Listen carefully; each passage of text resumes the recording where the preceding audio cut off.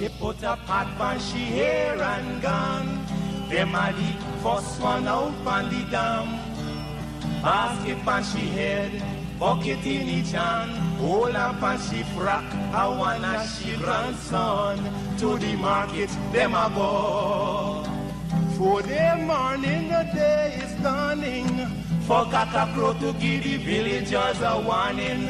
Rise and shine, the birds them a sing. All animal take turn as them join in the waking. Cockcrow, dagabag, donkey, bray, horse, and they even duck a quack. Cockcrow, dagabag, donkey, bray, horse, and they even duck a quack. Come and hear this sweet story that tell the people about life in the country. All day a back down, me now a come home. Inaga, jackass yard for fetchy load. Hello, this is attorney Shellen Washington, owner and founder of the Washington Law Firm, located at 455 Utica Avenue in Brooklyn, New York. We're specialized in medical malpractice, personal injuries, matrimonial law, and landlord and tenant. If you're in need of legal representation, please give us a call today. The number to call is 718-877-3100. Consultation is free at no cost to you. So call us today to see if we can be of any assistance to your legal needs. Again, the phone number to call us is 718-877-3100.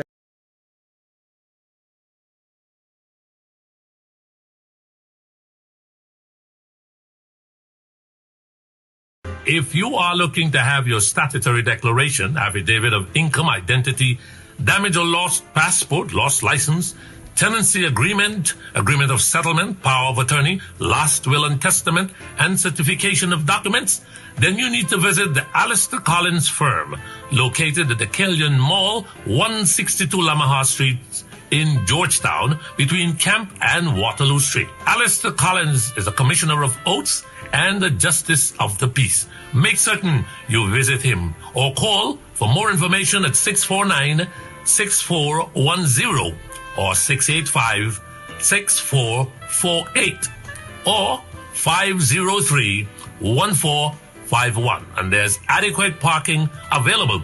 Go down to the Alistair Collins firm and have all of your legal issues settled and brought to the fore. Alistair Collins firm. Contact them at Alistair Collins firm.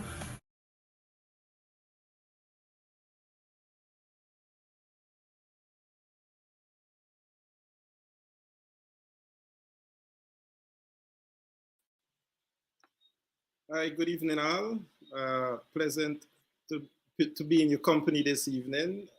Mr. Benchcap, Mark Benchcap, a dear friend of mine and certainly a friend of each and every one of ours, asked me to stand in for him this evening, and I am most honored to do so.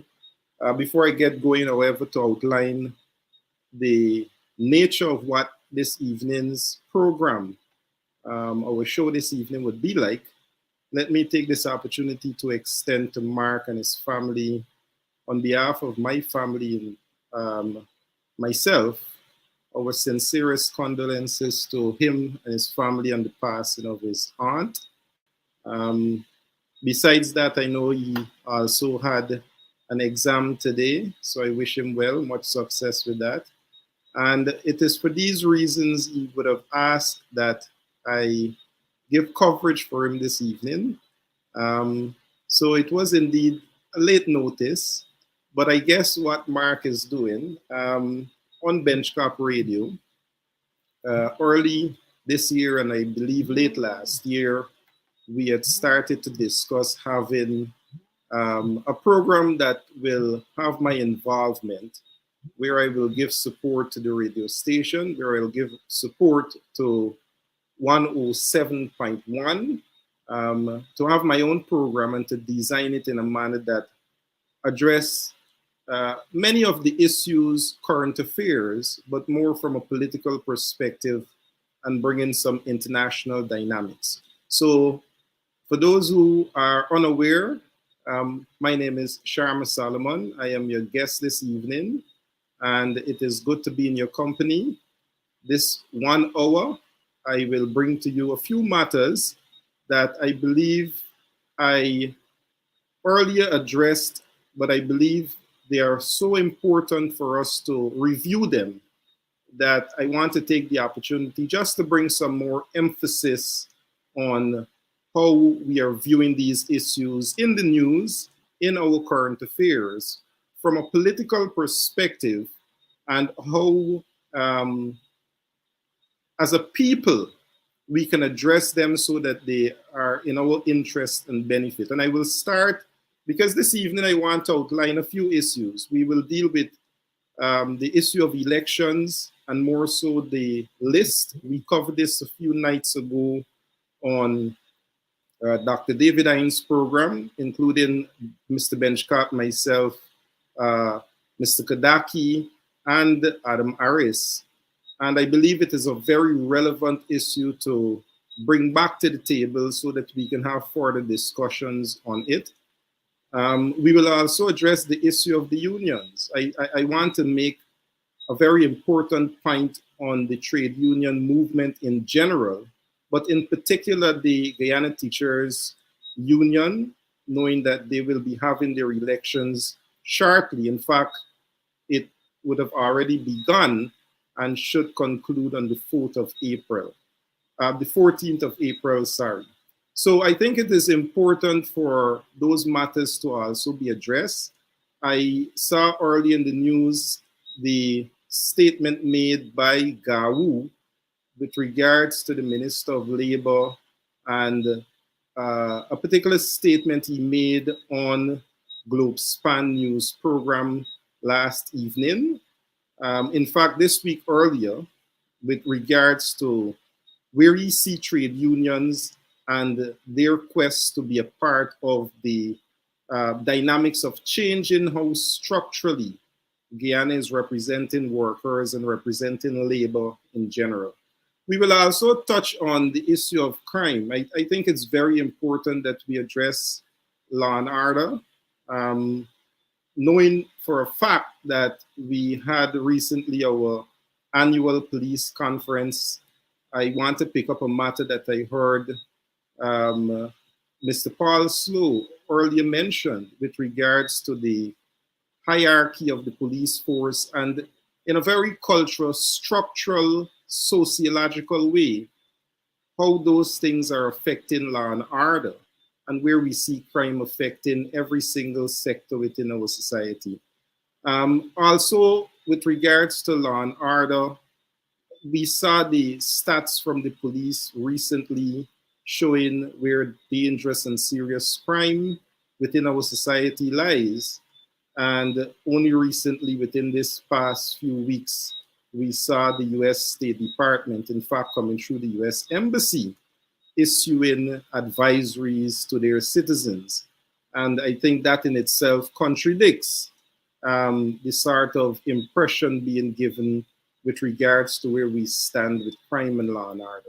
So I just want to touch on that, not an expert, but I believe as we take a political lens towards where we are, and just to see the sort of politicization of the Guyana police force and how that is affecting the sort of morale that we see within the force and how this could affect performance and in essence, how it impacts law and order and how we see our society moving forward. So I think that is very, very critical. Myself as someone who dwells within the grassroots and move among communities and move within our society, I see where our young people who need the sort of guidance or issues within the context of law and order, how it is affecting them. And I believe those issues should be addressed.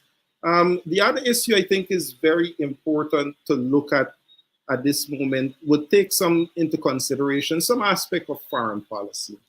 Let us not take for granted the importance of our geopolitical importance. We saw earlier today a visit from one of the senior representatives of the State Department, giving recognition to all the political parties, including those in opposition. And what does that mean? I think last night, Mr. Anderson addressed that well on Mark program. But the reality is that today it is actually occurring. And what does that mean? And taking that into context, the designation of the official that visited today, the Assistant Deputy Secretary, represents one that also outlines the representation of Asian matters. And earlier today, I want to bring to the conversation the outlining of former Minister of Foreign Affairs, Carl Greenidge, with regards to where Guyana stands on the issue of human rights and our treatment towards the Asians. And I think as Guyanese, we can all agree that for the past 2 years, the Asians in Guyana and those CARICOM citizens, for which Guyana is a member of the Treaty of Chaguaramas and a member as the founding member of CARICOM, how we treat CARICOM nationals who happen to be Afro as against to how we treat, and we should, with regards to our immigration policy, immigrants from other countries. We are even not only welcoming them, we are even allowing them to be trafficked. That sort of open lawlessness we prefer to allow instead of addressing the issue of our CARICOM brothers and sisters who are Asians and who happen to be Afro. So those are the issues I want to put into context. Again, I'll take you through the paces. I'll put more, as I said earlier, the sort of political dimensions to them, but also bring some sort of foreign policy aspect. And I want to make specific reference and emphasis on that point. Because in every one of these situations we outline, there is an intersecting point of it. And as somebody who takes pride in knowing how foreign policy works, I always say to people that international issues and domestic issues bring the convergent point of where we establish our foreign policy. So we'll go straight into the matter of elections and the most contentious issue at the moment, which happens to be the voters list. I know last week, in fact, earlier this week, Tuesday, when we discussed this program on Dr. Hines' Politics 101, the issue that came up was, should the opposition move ahead with the list as it is? I believe what we saw early last week, in fact, a few weeks ago, was the People's National Congress making very clear to GCOM its concerns about the list. I want to say, I too take that position, and I believe all Guyanese should. The list, within the context of where it is, the courts have spoken in terms of how you can proceed to take people's name off the list. So what you actually have is a very bloated list. A list that is more than even the population that we have because of those who are on the list. It means that we are in need of a new voters list. And to have only verification of that list will not be sufficient to ensure that we bring that list to an acceptable stage where we can be confident enough that the list is indeed reflective of the people who will turn to the polls and vote on elections. The argument that I put forward, and I want as Guyanese for us to appreciate in the historical context of our elections and where we, in fact, moved to this current voters list in the period of 1990. It was a collective of voices. It was an approach that allowed for not only domestically organized forces to come together, but all those who were claiming that the list posed the danger of rigged election are now quiet, very quiet, to see an inflated list that 2020, the argument was made, 2006, the argument was made, 2011, under the watchful eyes of Vincent Alexander, that people were using the list to misconstrue the actual numbers and give elections to a particular political party. That is where it is. So what occurred in the 1990s were those same voices who saw issues with the list.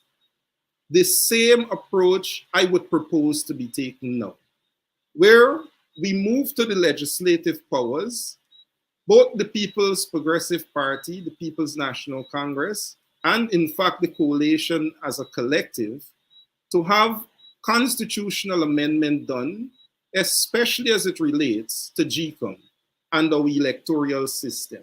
So you have, just like in the 90s, where there was a postponement for elections, and I'm not suggesting postponing elections, because I'm certain that it is within the PPP's understanding and their liking to move towards a snap election. Is my personal belief based on how you see the alignment of issues within our society. But back to the issue of the list, there is no way any political party, any section of this society should feel satisfied or comfortable moving ahead with the list the way it is and the way it is constructed. So I believe just the same approach that was taken, voices come together, understand the issue, understand what it means to have an elections to this date, the 2020 elections, of what gives a power, or one of the elements that give power to government, which is legitimacy, have not been verified. So to date, even the PPP government, though they sit in the seat of power, is still crying for legitimacy. And that is what you want to avoid. When you have a better reflected list that allow for going to the election or going to the polls where people are confident of the outcome, lest we continue to have an illegitimate claim of those who sit in the seat of power.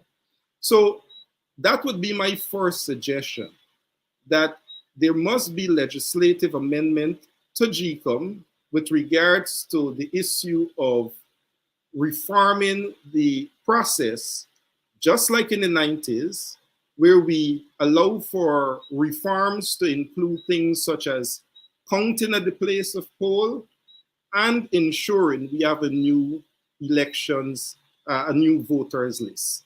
And I believe those should be made legislatively. Now, how do you get that? And I know you may say, but the PPP controls the parliament and the speaker behaves as though he listens to no one. In the same organized manner, in the same way you bring the sort of parliamentary and extra parliamentary pressure, and now you bring the foreign element to the argument, which just like in the 90s, we had the Carter Center, we had the Bush doctrine that promoted the decade of democracy. We see the Biden doctrine, no different from that in promoting liberal democracies around the world. Those are some of the same similarities and contexts that we can use now. And it's good to see those foreign diplomats. As I said, the end of the conversation this evening will take on that aspect of international relations, but more so about foreign policy. It's good to see them come in, as we see the Assistant Deputy Secretary today and tomorrow in Guyana, as we saw the opposition in the PNC earlier last week doing rounds in North America. It is important because in every single election, as contested and contended by the various parties, as far back our international partners, more so bilateral, have been involved in molding the outcome of our electoral system. Whether that was the Carter Center in the 90s and ensuring that we move election from 90 to 92 and ensuring that their involvement was maintained, whether it was the Ordmanston Accord and breaking down the process of term limits from 2 years to 3 years, and even last elections of 2020, when we had CARICOM again proposing for us to have the recount and us including that in a recount in the legislation for a recount. Also, those foreign diplomats who were in the streets of Georgetown, building to building.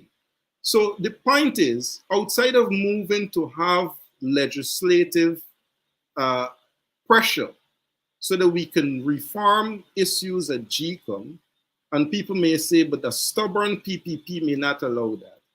Then we utilize the forces that have always been there, interfering, if you may say, but involved nevertheless in our electoral system, as we have now, the International Republican Institution, to move beyond just educating people to say that these reforms are necessary and that we will not proceed, not even at local government, much less a national election, if the list is not changed the same way the demands were made in the 90s, that the list must change and reforms must be made to GCOM.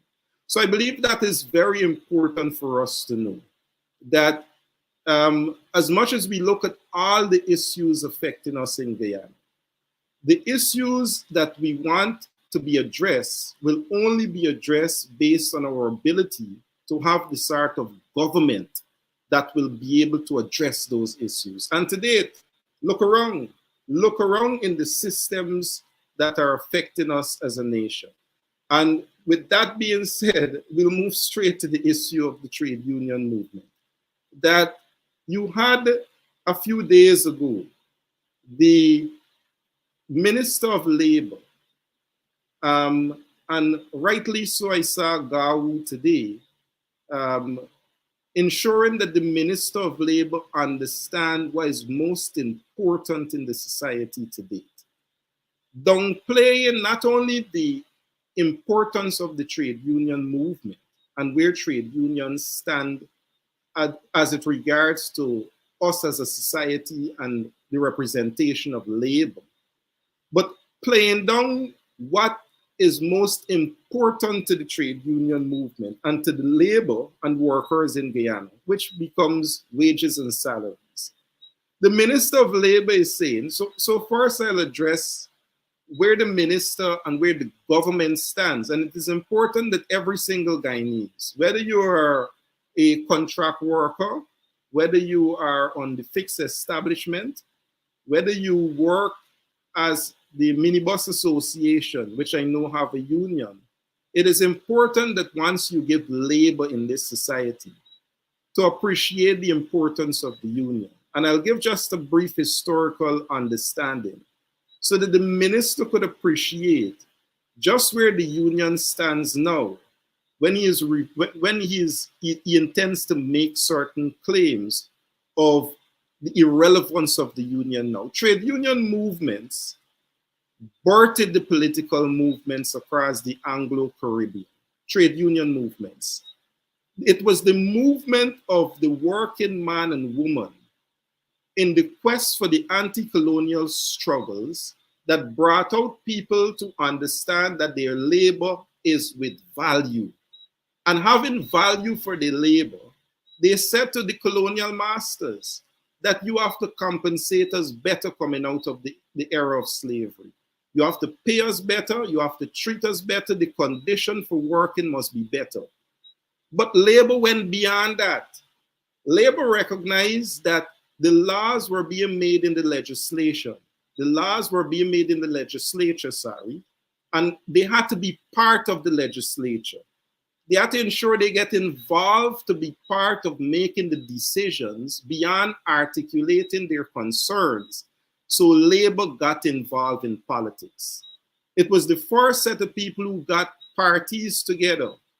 Let us not, and we don't have to go too far back, even our founder leaders, even the leadership of the People's Progressive Party, the leadership of the People's National Congress, started out in the labor movement because it was where workers needed representation, but needed to take representation beyond that to legislation. And that is how you had political parties being birthed from the trade union movement. But the era was beyond the fight for anti-colonial, against anti-colonialism or against colonialism. The fight included class, because again, note that for you to get into the legislature back then, you had to own property, you had to get money, you had to be a rich man. So the class struggles in that period, even at the birth of new political movements, required only a certain people who could now make laws and pass laws. Again, that was the environment within which the trade union movement existed. So for the minister to now bring in this 21st century, the sort of complexity of issues, the sort of change in environment, the disregard for technology, the fact that people are now working from home, the fact of not understanding that nevertheless it is labor, it is people who would need representation because they need good working environment, even if they move their workspace to home, is now disregarding an entire estate of representation of the people to say it is non-existent. That's the Minister of Labor. This is the individual that sets the policy for the representation of the working class in this country. Dismiss, without contextualizing, the historical perspective of the birth of the labor and political movement in the Caribbean. So if you can have such a wanton disregard and disrespect for the workers and the working people of this country, this comes the second point of the minister. Not just that he would have disregarded the entire movement. Even this country was built on that. And the other point I want to make, outside of the colonial struggles, outside of the class system, the fact of where ideological conditions existed in the period of the 70s and 60s, whether it was socialism, Marxism, of which many of the unions were accused of being Marxist and socialist. So those were right movements. Those were movements that give the trade unions even more energy. Those movements today are not there, but the issues that confront workers are there, such as, and this is the second point, the issue of wages and salaries. How can a minister of labor, and the way Gawu addressed the issue today is very, very important.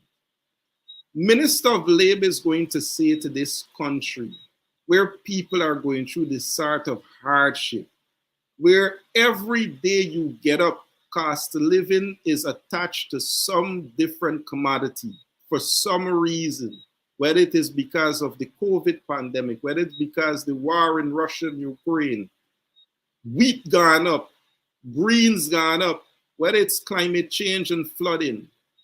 How can the minister disregard wages and salary when it is essentially a bread and butter issue?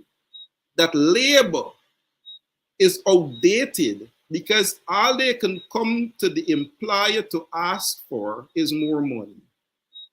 This is the thinking. This is the understanding of the people that sets the policy for the working man and woman in this country. So whether you're a teacher, whether you're a nurse, you're a policeman, soldier, whether you work in the public sector in somebody's office, in one of the ministries or agencies, hear what the minister is saying to you. Don't concern yourself with wages and salaries. And if you do concern yourself, you're thinking outdated for that. In this crisis, And to date, the government have not said to Guyanese how they intend to address the issue of cost of living. They haven't addressed the issue of fuel. They have not. They have, and for those who are driving, they can tell you. So in essence, that bread and butter issue, for which a movement that articulates the importance of labor, your energy, to say on behalf of that and what you have to provide for yourself and family, it is insufficient and I need more, the minister is saying you're outdated. That is what is happening within the labor movement. But this evening, I also want to bring another issue of labor. As I said, I'll particularly look at, and sorry to be dragged out on the issue of the minister, that the Guyana Teachers Union is going to have their triannual elections. And I know that up for the position of president is Vanessa Kissoon, former member of parliament, Ms. Vanessa Kissoon. And she's up against the incumbent, Mr. Mark Light. I know also for the position of General Secretary is Ms. Coretta Braffett, who is the current General Secretary. I can't recall the name of the other person. My apologies for that. But beyond that, those are the persons I want to this evening give public endorsement and support for. And I'll say why. As I brought just now the issue of where the union was birthed from and the transition of union to politics, I believe in Ms. Kissoon what we see, and I'll come to the issues affecting teachers, but first bring about the issue of the leadership that is needed to address those issues, is someone who understands the machinery, someone who spent 8 years in politics and understand how policies are designed. I gave to you earlier the nature, the thinking, the mentality behind the designing of policies that reflects the issues that will take care of the working man and woman in Guyana, which includes teachers. That's the thinking, that if you come to me and ask for wages and salary, you're outdated or you're political. So I have a reason to shut you down. Ms. Kissoon understands that machinery. She knows the inside out of how the politics of this country works. You need such an individual who understands that machinery. And as I said before, as we saw with the historical perspective, most people move from union to politics. You now having someone who comes from politics to union, who can sit with the union and to properly articulate the issues affecting the working man and woman, those teachers, those hardworking teachers, and I'll come to the issues affecting teachers in particular, whether it is not having the respect to be given collective bargaining, not having the respect to be given a decent wage and salary in terms of the increase required and requested. And though those increases were given through arbitration, not given the opportunity for the basic benefits that will give them the opportunity for duty-free. You know, you saw the government taking back instead of increasing the amount of duty-free for teachers in this country. So the working man and woman should not have a sense of pride of ownership. It is only reserved for a few elites that they can drive. That a teacher must not be given that sort of empowerment tool unless you meet a certain elitist qualification.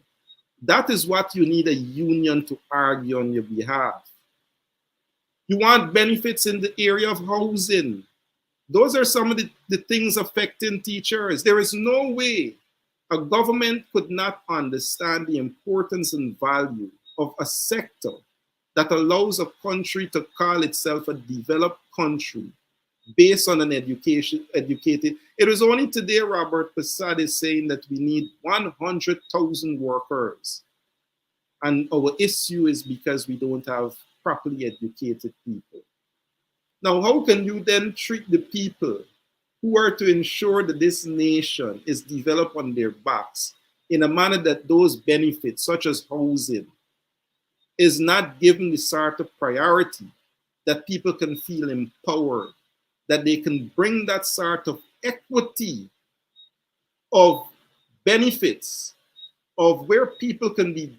Now, I'll transition even to the nurses, that the Minister of Health is questioning why nurses are moving to another country and work when they're making $400,000 and $300,000 a month as opposed to less than $100,000 a month. When they're given 6 months free housing as opposed to no consideration of any housing benefits in Guyana.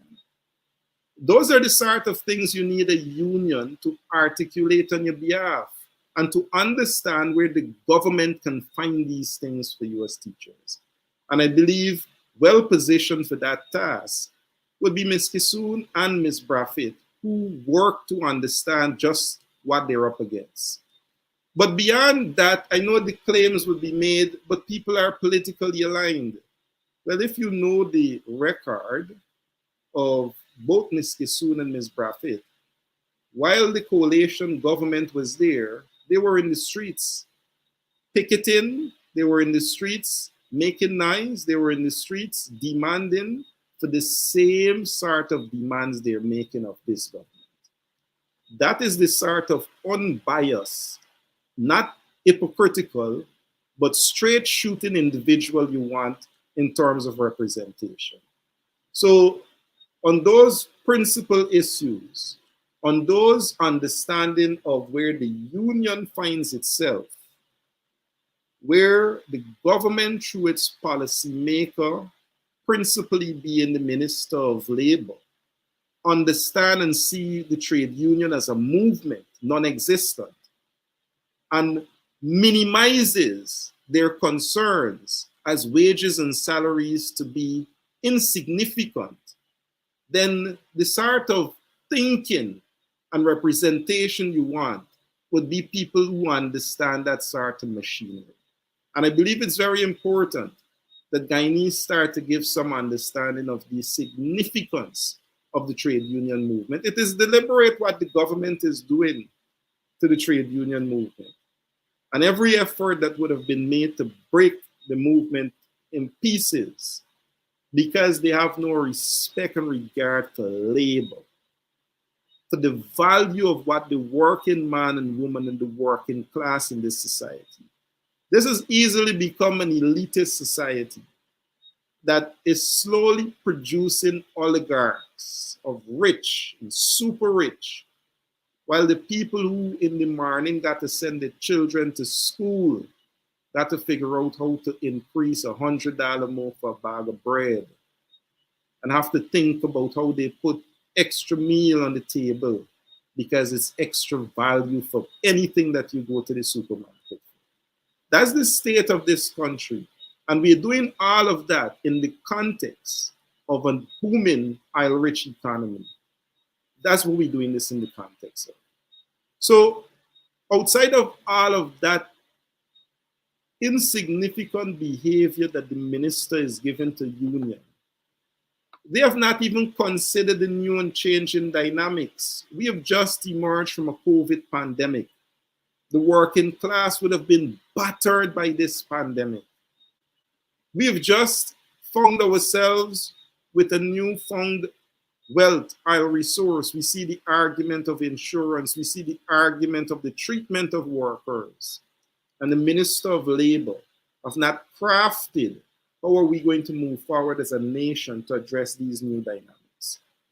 So in all of that, I know I've spoken a lot on the union, but it is only because the union represents a pillar in this country that should not be taken for granted. Very important. But I want to quickly, before I go, and I know I only we spoke about two issues predominantly, is to take a peek at the issue of crime. And I had the opportunity, I know from time to time I would look at Mr. Slow's program, and I had the opportunity last week, and in fact, 2 consecutive weeks, to look at the program and to appreciate the depth at where we see crime. As someone who appreciates sociology and the culture structure relationship and the structure culture relationship, I can appreciate where it comes from, because you see where the damage of the structure, once the structure is not right, once the leadership of the law enforcement, of the coercive arm of the state is not in high morale, then that filters, the structures weaken. What then it produces is a weak and inefficient culture in terms of what we see as a reflection in our society when it comes to the treatment of law and order. And I think you can only attest to that fact, as I said earlier, coming out of the annual police conference, where we got all the fancy statistics and numbers about the way crime is in Guyana. And then 1 week, embarrassingly so, the United States, through the embassy, is saying to its residents, to say to its citizens, avoid certain parts of Georgetown. Take that further, and we're being told that a new statement is saying that these are critical areas for you not to visit. Now, if it is good for the citizens of the United States, it requires our same attention as Guyanese, that we are all walking in danger zones because somebody warned their citizens. We are not warned, but it is for us to heed that warning. Lest we also be walking. And the week after, the hierarchy of the police force is now saying, indeed, these areas are dangerous and should not be traversed, except that they then put added manpower to ensure that they are now safe. So unless they are called out, then you see an improvement in law. And I'm saying this because I believe as that same structure culture position unfolds, that the decent men and women within the Guyana police force are being overshadowed by that sort of mismanagement. So what you see appears to be a very dysfunctional institution that is not addressing the issue of law and order. And Guyanese are feeling very unsafe in their homes. I just, before coming on this program, heard of a robbery. And we think is young ghetto youth, so they're hustling. No, they're molesting the average working man and woman, and every single Guyanese are unsafe. The man could be walking down the streets in front of Demico. That's the danger. One agency would have pointed out to their citizens, don't go about there. It's dangerous. They ain't gonna go. We say to our citizens, no problem, everything all right. And an unsuspecting citizen going about his business in high daylight get choked and robbed in the same area. That's the sort of danger every single Guyanese as you leave your homes, even in your own home. So that statement is not only restricted. Think about if that gentleman and every single Guyanese had listened to that statement and say, indeed, I ain't going around it. These are the sort, and I said earlier, we'll put foreign policy perspective to it. This is damaging to our society because this goes internationally, that Guyana is an unsafe environment. It takes away the interest to do business. It takes away the interest from Guyanese to feel the need to come home. This is the sort of society that we're in. And when you have the impression created that all is well, you're making it more unsafe for Guyanese. So that for me becomes critical as to how we see the performance of the Guyana police force through the lens of the management, which goes right to the top. We're at this moment due for a new commissioner of police. We're at this moment with the former head of the police commissioner taking the AG and the high command of the police to court, and the court have given consideration for the matter to move forward. That is the state of law and order. Now, how do you expect junior ranks to feel encouraged to do their performance when, because of court matters, their promotions have been stalled and they can't move ahead? So I know you're a sergeant, but you can't wear your 3 stripes. That's what's going on in the police force. While out in the streets, as Junior Gang said, murder, serious. It's serious. That's what's happening. That's how cold this oil-rich nation, the people are all over the world giving an impression. World leaders are not blind to what's going on. So we are coming now to the end of the show, and I want to bring, as I said, after law and order, some foreign policy perspective that world leaders are not blind. Assistant U.S. Secretary of State don't just show up on your doorstep. People who you want to impress that come to your house don't just come in ignorance. They know what's happening. They know your treatment to Haitians. They know that you're committing human rights violations. They know that all those Venezuelans and Brazilians who people smirkishly, oh, we got so much Brazilians that they're being trafficked, innocent women, they know where you will stand on the terror watch list. People know. This is what our society has become in terms of people who are looking from the outside.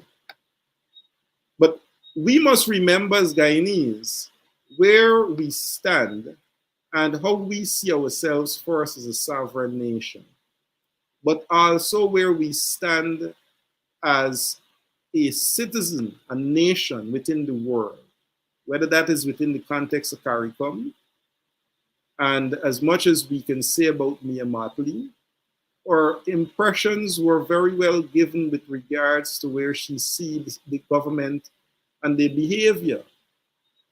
Even President Santoki from Suriname and from Ghana, the Ghanaian president, immediately after the USAID issued a statement, immediately we now have the US Assistant Deputy Secretary.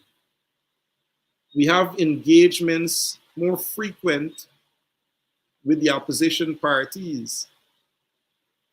Whether we take these internal domestic issues in our foreign policy, and then we look at the wider geopolitical context of what is happening in the world, whether they're jostling world powers, we see the international, the bank, the Inter-American Development Bank, saying no to some of the major gas projects that the government wanted to promote. And people are suggesting that they will move to new loaning agencies outside of the Western Hemisphere. Guyana is now an oil-producing nation.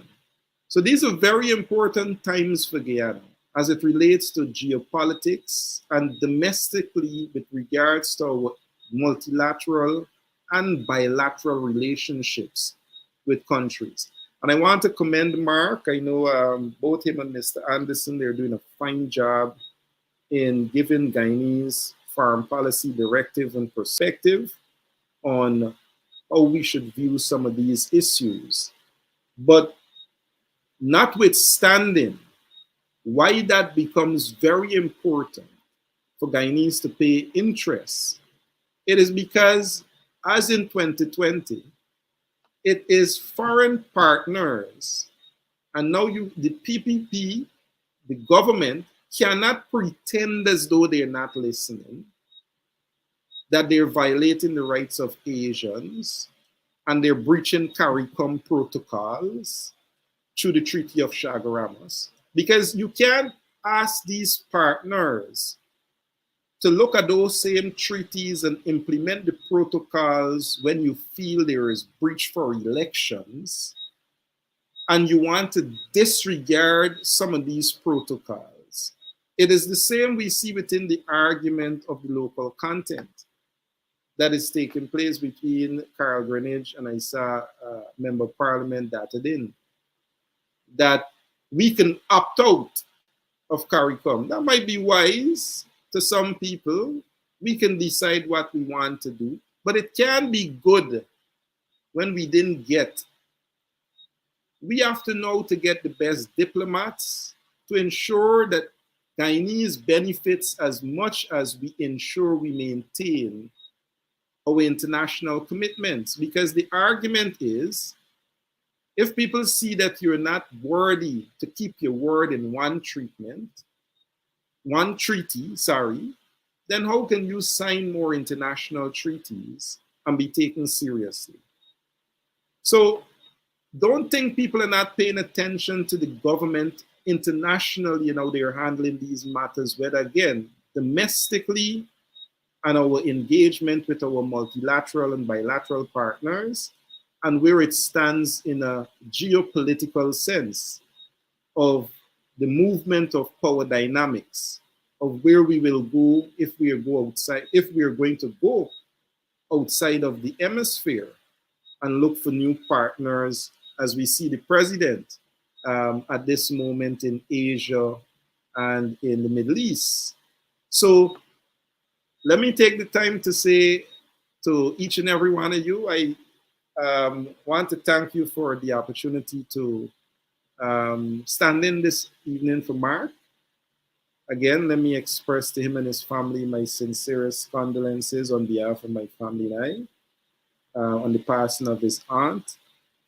And to say that it was indeed a pleasure to be with you this evening. I hope that on the issues we addressed, first on the matter of the list and pushing to have a new voters list, on the issue of our unions and the importance of labor and the trade union movement and where they stand, and also on the matter of law and order and crime, and where we should see the importance of our foreign partners and how they would have participated in the shaping of what is happening in Guyana domestically and internationally. So again, thanks for having me this evening.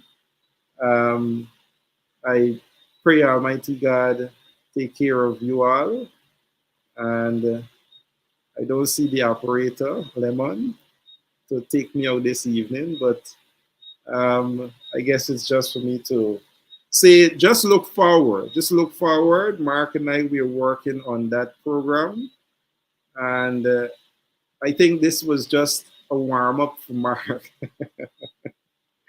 So it is not easy to be able to come to these programs. I would like to be a little more interactive so that I can have conversation. I think we're trying to shape it in that direction so that people can be a little more involved and participate, because I know that the opinions of others matter. And I take dearly the opportunity to exercise that which is consultative, inclusionary, and participatory. So I hope that as we design the program going forward and working with the Benchcap Radio 107.1, that we can bring to you a very informative show, a show that you can look forward to, and one that you can not only learn, once we are part of anything, our energy ensures that you do those three principles, you move to disliking things that consciously is not the way it should be. And then we move to speaking up about things. And our third approach to ensuring our activism works is that we take action about things. So I hope that the program that we're designing for you not only educates, but bring those level of consciousness to you, so that we can ensure we shape this dear and beautiful land of ours. So again, I don't see again my operator taking me out, but good evening to you all, and may Almighty God richly bless and keep you all safe. Good evening.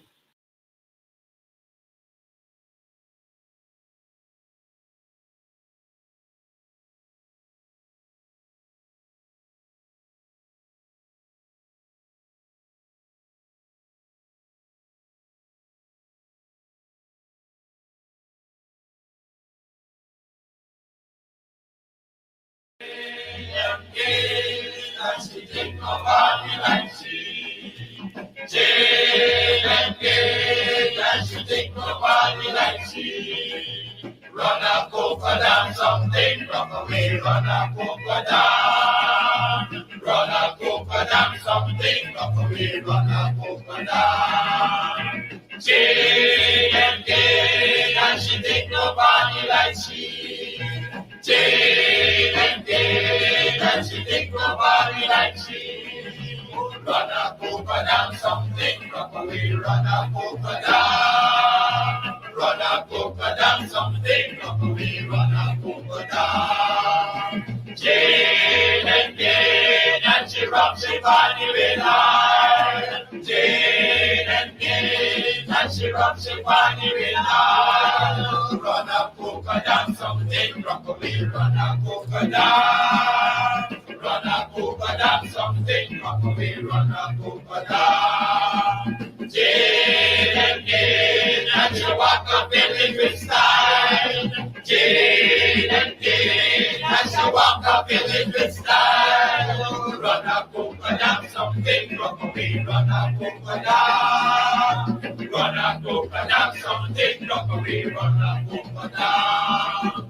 Jane and Jane, and them village fire and wine. Jane and Jane, and them village fire and wine. Run up over down something, rock away.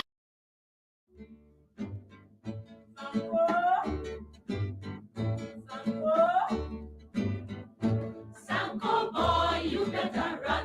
Sanko boy, police are come. Sanko boy, you better run. Sanko boy, policeman are come. Sanko licky love up on the dam and the gala holla murder. Sanko licky love up on the dam and the gala holla murder. Police are come and the gala holla murder. Police are come and the gala holla murder. Sanko kissy love up on the dam and the gala holla murder. Sanko kissy love up on the dam and the gala holla murder. Police are come and the gala holla murder. Police are come and the gala holla murder. Sanko boy, you better run. Sanko boy, police are come. Sanko boy, you better run. Sanko boy, policeman are come. Sanko chase the love up on the dam and the gala holla murder. Sanko chase the love up on the dam and the gala holla murder. Police are come and the gala holla murder. Police are come and the gala holla murder. Sanko catchy love up on the dam and the gala holla murder.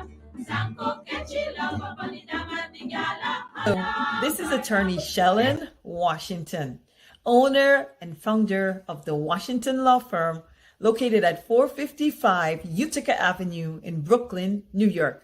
We're specialized in medical malpractice, personal injuries, matrimonial law, and landlord and tenant. If you're in need of legal representation, please give us a call today. The number to call is 718-877-3100. Consultation is free at no cost to you. So call us today to see if we can be of any assistance to your legal needs. Again, the phone number to call us is 718-877-3100.